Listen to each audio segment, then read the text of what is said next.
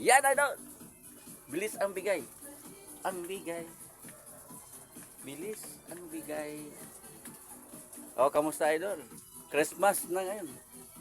Karawan ni Kristo. Yan yung mga buhay ng Katoliko. Tinatangkilik. Sinusundan ang tinuturo ng mga matatanda. Tama. Kaya mga idol, ito na.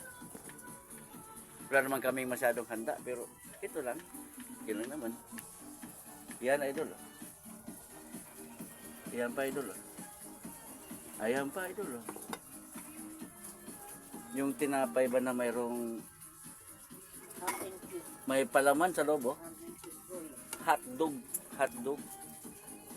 Hotdog. Enjoy lang.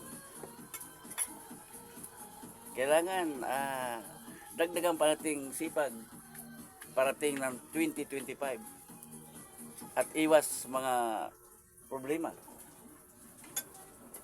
sa mga kinakain natin na hindi para sa katawan. Grabe talaga mga idol. Sa panahon ngayon, grabe ang pagkain. Pag hindi yan kinain, mapapanis yan, sayang. So, yung mga nakakita dito, punta kayo dito sa bahay. Mayroon pa akong biko, may maha, oh.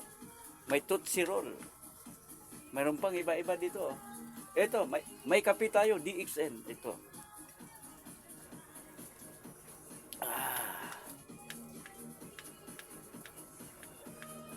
Yan, idol.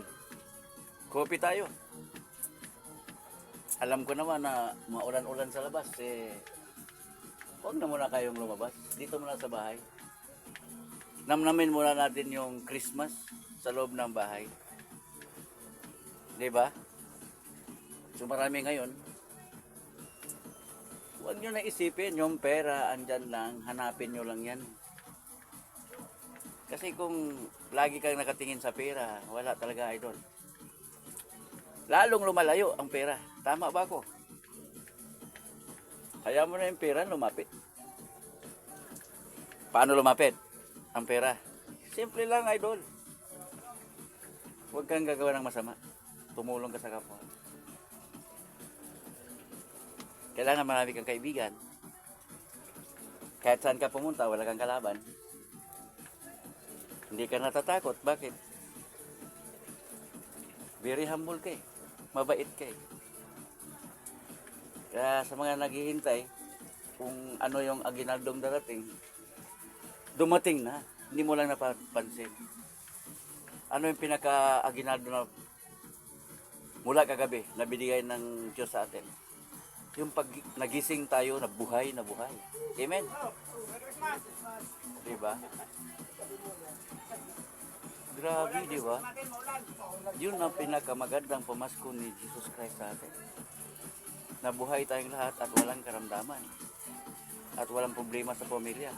Kung pera ang pag-usapan, andyan lang yun. Hanapin na lang. Naman. So enjoy. May tugtog, oh. Tipid nga kami dito eh. Hindi mo na kailangan bumili ng karaoke o tugtog. Kapitbahay pa lang. Enjoy ka na eh. Tingnan mo. Narinig niyo ba yung tugtog? Yan. Pwede ka na sumayaw.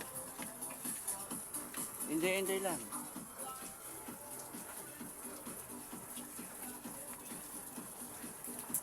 Sarap na ilaw niya. Para makita yung kagupuhan ko. Kaiba daw yung mahabang buhok sa kamaikling buhok. Lalo daw akong gumagwapo. Huwag ka magsinungaling, ha? Huwag ka lang kumontra. Ako yung hawak ng susi sa sarili ko. Wala nang ibang pupuri sa sarili kung di ako sarili ko lang. Tama. Yan. Yun. Pwede sumayaw.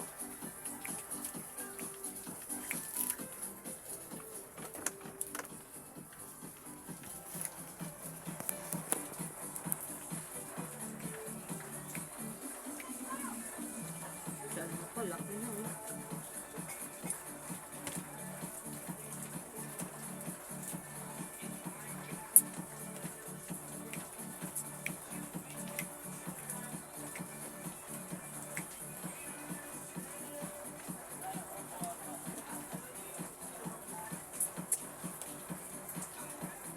Coffee time. Coffee muna.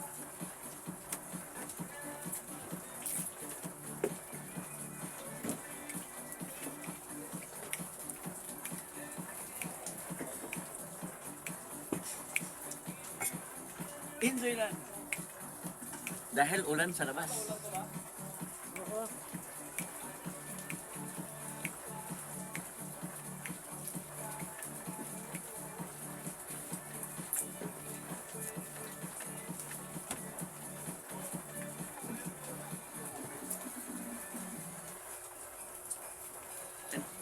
Tapos na pala. Okay, thank you. Good morning.